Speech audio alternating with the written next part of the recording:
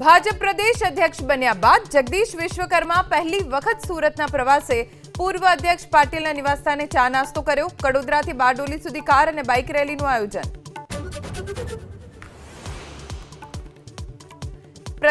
પ્રદેશ ભાજપના નવા સંગઠનમાં રંજનબેન ભટ્ટના રૂપમાં પહેલીવાર મળી શકે છે મહિલાને મહામંત્રી પદ। પ્રદીપસિંહ વાઘેલાની થઈ શકે છે પુનઃ એન્ટ્રી।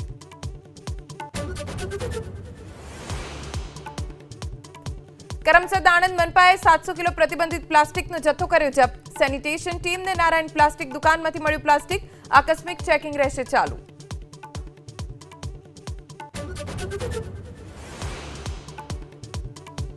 સ્ટેટ જીએસટી વિભાગના 39 ફટાકડાના વેપારીઓને ત્યાં રાજ્યવ્યાપી તપાસ। 4.33 કરોડની કરચોરી ઝડપાઈ। ટેક્સ અને કમ્પ્લાયન્સ અંગે બેદરકારી આવી સામે।